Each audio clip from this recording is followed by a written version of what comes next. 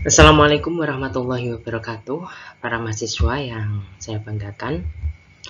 Pada kesempatan kali ini untuk perkuliahan kita laksanakan secara daring karena mohon maaf pada saat ini saya sedang melaksanakan dinas ke luar kota sehingga tidak bisa mendampingi perkuliahan secara langsung. Untuk perkuliahan perdana ini, saya ingin mengantarkan tentang materi mata kuliah untuk pengembangan bahan ajar IPS di MI atau SD. Tujuan dari mata kuliah ini adalah untuk membekali para mahasiswa agar mampu mempunyai kemampuan untuk mengembangkan sebuah bahan ajar. Jadi tuntutan sebagai seorang guru profesional tentunya kita harus bisa menghasilkan sebuah karya, diantaranya adalah pengembangan bahan ajar. Pengembangan bahan ajar ini bisa kita gunakan untuk memudahkan peserta didik untuk memahami materi yang kita sampaikan, menjadi lebih menarik, menjadi lebih kreatif dan inovatif, sehingga peserta didik kita semangat untuk mengikuti proses pembelajaran. Nah, sebelum kita jauh membahas tentang pengembangan bahan ajar, pada kesempatan kali ini untuk mengantarkan mata kuliah pengembangan bahan ajar IPS, saya akan mereview kembali terkait dengan apa itu mata pelajaran IPS. Ya. Saya kira para mahasiswa sudah pernah mendapatkan mata kuliah tentang konsep dasar IPS, pembelajaran IPS, begitu ya. Nah, pada kesempatan kali ini saya ingin mereview kembali tentang mata pelajaran IPS. Ya, di mana mata pelajaran IPS ini merupakan mata pelajaran yang selalu dipelajari oleh peserta didik kita, mulai dari tingkat SD hingga sampai pada tingkat perguruan tinggi. Ya, jadi mata pelajaran IPS ini selalu muncul di dalam kurikulum. Nah, di dalam kurikulum Merdeka, IPS ini terintegrasi dengan IPA menjadi mata pelajaran IPAS, ya, IPA dan IPS. Begitu pula pada kurikulum sebelumnya, kurikulum K13, IPS ini juga terintegrasi dengan mata pelajaran yang lainnya. Namun tentunya dengan adanya integrasi tersebut ya tidak mengurangi esensi dari materi-materi IPS yang ada di dalamnya. Nah, pada kesempatan kali ini saya ingin menjelaskan tentang telaah dimensi mata pelajaran IPS di SD. Ya, jadi mata pelajaran IPS ini sangat berperan penting di dalam membentuk karakter dan pengetahuan siswa. Pembelajaran IPS ini membantu siswa untuk memahami diri sendiri, lingkungan sekitar, serta hubungan antar manusia. Jadi karena sangat pentingnya IPS untuk membangun karakter dan membangun pengetahuan, ya maka mata pelajaran IPS ini selalu diberikan di dalam tingkat dasar, tingkat menengah, tingkat atas hingga perguruan tinggi, yaitu untuk membentuk karakter peserta didik. Karena pembentukan karakter itu harus dimulai dari sedini mungkin, ya agar peserta didik ini mempunyai karakter yang kuat. Nah, salah satu upaya yang bisa dilakukan adalah dengan melalui mata pelajaran IPS ini. Baik, selanjutnya adalah konsep dasar mata pelajaran IPS di SD. Ya. Jadi mata pelajaran IPS itu mengintegrasikan berbagai disiplin ilmu ya seperti sejarah, geografi, ekonomi, dan sosiologi. Nah, interdisipliner ini terjadi pada tingkat sekolah dasar. Jadi kalau kita ingat-ingat ya, sewaktu kita SD, nah itu kan ketika kita belajar IPS ya, itu kan kita ya belajar materinya yang ada di dalamnya adalah Ya, materi tentang sejarah, materi tentang geografi, materi tentang ekonomi, materi tentang sosiologi. Ya, materi sejarah misalkan tentang proses kemerdekaan Republik Indonesia, tentang kerajaan-kerajaan Islam, kerajaan Hindu-Buddha yang ada di Indonesia. Ya, kemudian tentang keragaman budaya di Indonesia, ya, ada rumah adat, ada alat musik tradisional, ada seni tari, ya. Nah, itu materi-materi yang ada di mata pelajaran IPS di tingkat SD. Nah, ketika memasuki tingkat SMP atau MTS dan SMA atau MA, ya, disiplin ilmu tersebut menjadi mata pelajaran yang terpisah. Jadi ada mata pelajaran sejarah sendiri, ada mata pelajaran geografi sendiri, ada mata pelajaran sosiologi sendiri, ada mata pelajaran ekonomi sendiri, ya. Jadi tidak lagi terintegrasi di dalam satu mata pelajaran IPS. Ya, kenapa pada tingkat sekolah dasar ini mata disiplin ilmu itu terintegrasi di dalam satu mata pelajaran IPS, ya? Karena secara psikologis, ya, pikiran peserta didik di tingkat SD ini kan masih terpusat, ya. Maka untuk memudahkan mereka memahami materi, maka ya, disiplin ilmu tersebut, ya, diintegrasikan, ya, dalam satu mata pelajaran IPS. Yang selanjutnya adalah relevansi dengan kehidupan. Jadi mata pelajaran IPS ini mengajarkan siswa tentang isu-isu sosial, budaya, dan lingkungan yang relevan dengan kehidupan sehari-hari. Ya, kenapa? Agar peserta didik ini mudah di dalam memahami materi dan mempraktekkan langsung di dalam kehidupan sehari-hari, di dalam aktivitasnya sehari-hari.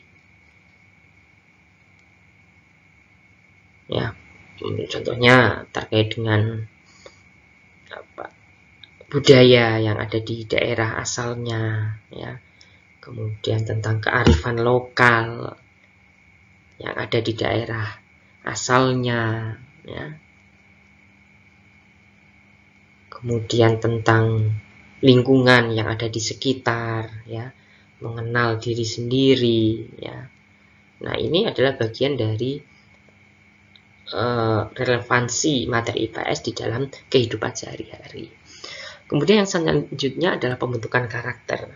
Jadi IPS ini membantu siswa di dalam memahami nilai-nilai moral, etika, dan tanggung jawab sosial. Jadi di dalam mata pelajaran IPS, di situ tersimpan nilai-nilai karakter yang terbentuk agar peserta didik ini menjadi masyarakat yang baik. Ya. Nah, tujuan IPS kan untuk membentuk masyarakat yang baik. Ya, sehingga pengetahuan IPS ini harus diintegrasikan dengan pembentukan karakter. Agar ketika mereka nanti dewasa, mereka bisa bersosialisasi dengan masyarakat dengan baik. Ya, nah, tentunya pembentukan karakter itu harus dimulai sejak dini di usia SD. Kemudian selanjutnya adalah pengembangan keterampilan. Jadi IPS ini dirancang, ya, agar peserta didik ini punya keterampilan untuk berkomunikasi, berpikir kritis, dan pemecahan masalah. Nah, ini adalah keterampilan-keterampilan, ya, yang dibutuhkan oleh para peserta didik, ya, agar kelak mereka bisa bersosialisasi dengan baik dengan masyarakat. Nah, selanjutnya adalah dimensi pembelajaran IPS di dalam kurikulum Merdeka. Jadi IPS, ya, ini mempunyai dimensi di dalam kerangka kurikulum Merdeka. Yang pertama, bahwa pembelajaran itu harus berpusat pada peserta didik. Ya, kita tahu bahwa di dalam kurikulum Merdeka ini mendorong adanya pembelajaran yang aktif dan interaktif. Yang di dalamnya ini melibatkan siswa secara aktif. Ya, bisa dilakukan dengan cara pembelajaran berbasis proyek, diskusi kelompok, presentasi, gitu ya. Nah, jadi proses pembelajaran ini harus berpusat pada anak. Adanya guru adalah sebagai fasilitator untuk memfasilitasi peserta didik di dalam proses pembelajaran. Ya, sehingga pembelajaran ini berpusat pada peserta didik. Yang aktif adalah peserta didik. Kemudian selanjutnya adalah pengembangan karakter. Ya, jadi kurikulum Merdeka ini menekankan pembentukan karakter siswa melalui nilai-nilai Pancasila, toleransi, dan rasa cinta tanah air. Nah, hal itu ya bisa dilakukan melalui kegiatan-kegiatan sosial, pembinaan budi pekerti, kemudian refleksi diri. Ya, jadi sekolah bisa menyajikan kegiatan-kegiatan yang bertujuan untuk mengembangkan karakter peserta didik melalui kegiatan sosial. Jadi misalkan kerja bakti, membantu warga sekitar, kemudian membantu temannya yang mungkin lagi terkena musibah, ya. Nah, kegiatan-kegiatan sosial ini dalam rangka untuk mengembangkan karakter peserta didik. Nah, itu merupakan dimensi di dalam pembelajaran IPS.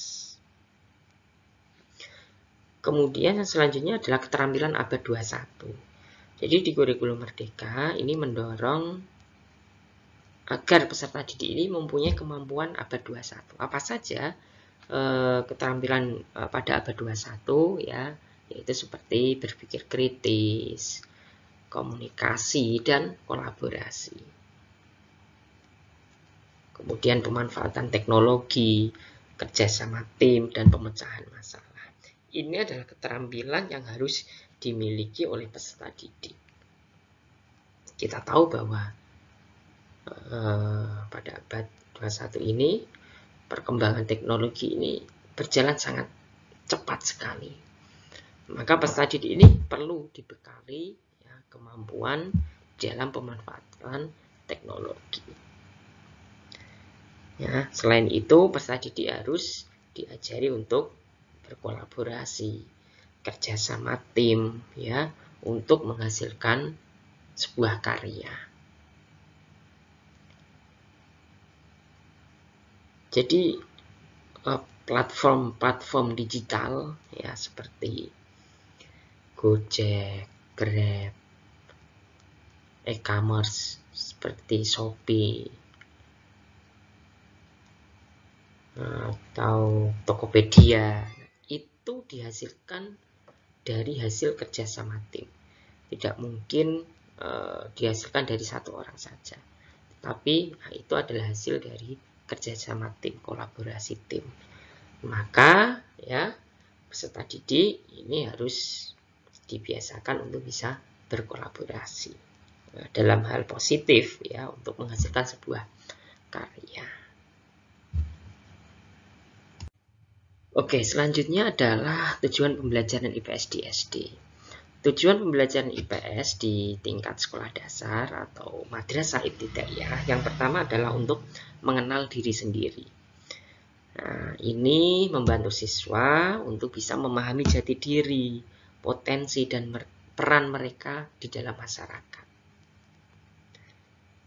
Maka di dalam ruang lingkup materi IPS ya di kelas rendah itu ada pembahasan tentang identitas diri. Bagaimana peserta didik ini bisa mengenalkan dirinya, kemudian menggali potensi yang dimilikinya gitu. Kemudian tujuan yang kedua adalah memahami lingkungan sekitar ya. Hal ini bertujuan untuk meningkatkan pemahaman siswa tentang lingkungan fisik, sosial, dan budaya di sekitar mereka. Nah, ini kaitannya dengan geografi. Nah, misalkan dengan menunjukkan jalan dari sekolah ke rumahnya, ya. Kemudian mengenal budaya-budaya lokal yang ada di daerahnya. Nah, itu adalah tujuan dari pembelajaran IPS, yaitu untuk memahami lingkungan sekitar. Selanjutnya yang ketiga adalah mengembangkan keterampilan berpikir kritis. Ya, tadi saya sampaikan sebelumnya bahwa saat ini peserta didik harus punya keterampilan abad 21. Salah satunya adalah keterampilan berpikir kritis.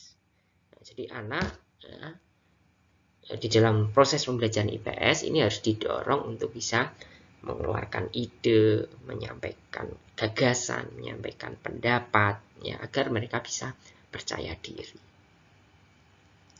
Kemudian yang keempat adalah membentuk warga negara yang bertanggung jawab. Ya, nah, hal ini tujuan untuk membangun kesadaran siswa tentang hak dan kewajiban sebagai warga negara, serta nilai-nilai moral dan etika. Nah, di dalam tujuan ini, ya, siswa dimaksudkan agar memahami tentang hak dan kewajiban mereka sebagai warga negara. Ya, misalkan hak sebagai seorang pelajar, ya, harus belajar. Ya. Kemudian hak yang dimiliki, ya, misalkan hak untuk menyampaikan pendapat, hak untuk mengenyam pendidikan, ya. Nah, jadi tujuan pembelajaran IPS, ya, ini yang keempat adalah membentuk warga negara yang bertanggung jawab. Kemudian yang selanjutnya adalah ruang lingkup materi IPS. Ya. Ruang lingkup materi IPS ini terdiri dari materi sejarah, geografi, ekonomi, sosiologi, dan kewarganegaraan. Materi sejarah ini berisi tentang peristiwa masa lampau, ya, seperti zaman kemerdekaan, kerajaan-kerajaan Hindu-Buddha, kerajaan-kerajaan Islam, gitu. Kemudian tokoh-tokoh penting seperti siapa Bapak Proklamator Negara Indonesia, siapa Presiden dan Wakil Presiden pertama Indonesia. Ya, itu adalah tokoh-tokoh penting yang dipelajari dalam materi sejarah, pahlawan-pahlawan nasional, ya. Nah, itu dipelajari dalam sejarah. Kemudian geografi. Nah, di dalam geografi ini mempelajari tentang alam, tentang iklim, flora, fauna, ya, dan penduduk suatu wilayah. Ya, ASEAN, ya. Kemudian tentang iklim di Indonesia, ya, tentang flora dan fauna yang dimiliki oleh Indonesia, begitu. Nah, itu ada pada geografi. Kemudian di ekonomi ini, ya, mempelajari tentang kegiatan-kegiatan ekonomi, ya, perdagangan, mata pencarian, dan kebutuhan masyarakat. Ya, mengenal tentang uang, gitu. Kemudian kegiatan ekonomi, perdagangan, ya, baik barang maupun jasa, ya. Nah, ini dipelajari di ekonomi. Kemudian sosiologi, ya, yang termasuk di dalamnya adalah tentang struktur sosial, norma, budaya, dan interaksi antar manusia dalam masyarakat, ya. Mengenal tentang budaya, ya, yang ada di lingkungan sekitar, ya.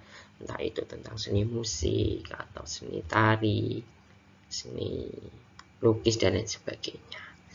Kemudian kewarganegaraan, ya, di dalam ruang lingkup materi IPS, ya, ada kewarganegaraan. Di dalamnya mencakup tentang hak dan kewajiban warga negara, tentang nilai-nilai Pancasila, dan tata cara bernegara yang baik. Nah, itu ruang lingkup materi IPS di SD. Selanjutnya adalah pendekatan pembelajaran IPS berbasis kurikulum merdeka. Ya. Di dalam proses pembelajaran IPS ini bisa gunakan ya beberapa pendekatan. Yang pertama adalah pembelajaran berdiferensi. Hal ini dimaksudkan bahwa setiap anak itu mempunyai gaya belajar yang berbeda-beda. Ada yang sukanya auditori, ada yang sukanya visual, ada yang sukanya kinestetik. Ini adalah perbedaan karakteristik gaya belajar anak. Maka agar di dalam penyampaian materi itu bisa tepat sasaran, bisa dipahami oleh para peserta didik, maka guru harus memahami tentang bagaimana mengelola pembelajaran berdiferensiasi, disesuaikan dengan kebutuhan peserta didik, disesuaikan dengan kemampuan peserta didik. Kemudian pendekatan yang kedua adalah pembelajaran yang inklusif, ya, yaitu menciptakan lingkungan belajar yang ramah dan mendukung semua siswa. Termasuk di dalamnya adalah anak berkebutuhan khusus. Ya. Kemudian pembelajaran berbasis proyek. Ya. Di Guru Merdeka kita mengenal istilah P5. Atau kalau di MI, di madrasah itu P5RA. Profil pelajar Pancasila dan Rahmatal lil Alamin. Kalau di SD, di sekolah umum itu P5. Program penguatan profil pelajar Pancasila. Nah, ini bisa diintegrasikan dengan pembelajaran IPS. Kemudian pendekatan yang selanjutnya adalah pemanfaatan teknologi. Kita harus bisa memanfaatkan teknologi agar ya, kita tidak tergerus oleh zaman. Ya, adik-adik kita, nah ini terlahir di era ya begitu pesatnya perkembangan teknologi. Ya, baru lahir saja ya menggunakan teknologi. Nah, maka agar manusia ini tidak tergantikan dengan teknologi, entah itu AI atau robot, ya maka manusianya ini harus menguasai teknologi, memanfaatkan teknologi dengan sebaik-baiknya untuk hal-hal yang baik, ya, yang mampu memberikan kontribusi terhadap negara Indonesia. Kemudian peran guru dalam implementasi pembelajaran IPS. Yang pertama adalah membantu siswa di dalam menguasai materi IPS. Kemudian mengembangkan keterampilan pedagogis.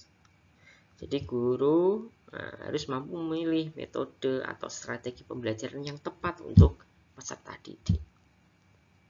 Ya, jadi di dalam undang-undang guru, ya, guru itu harus mempunyai 4 kompetensi, ya. Kompetensi profesional, pedagogik, kepribadian, dan sosial. Nah, pedagogik ini adalah bagaimana guru mampu merancang proses pembelajaran mulai dari tahapan perencanaan sampai pada tahapan evaluasi, ya, melalui ya metode-metode pembelajaran yang efektif, inovatif, dan kreatif. Selanjutnya adalah memanfaatkan teknologi. Ya, jadi guru harus bisa memanfaatkan teknologi di dalam proses pembelajaran. Ya, peserta didiknya aja sudah pintar teknologi, masa gurunya tidak, gitu ya. Nah, maka gurunya ini harus bisa belajar untuk bisa memanfaatkan teknologi untuk proses pembelajaran agar anak ini menjadi tertarik ya untuk mengikuti proses pembelajaran. Selanjutnya adalah membentuk karakter siswa, ya. Jadi guru berperan penting di dalam membentuk karakter siswa, ya, melalui keteladanan, nilai-nilai yang diajarkan, dan kegiatan pembelajaran.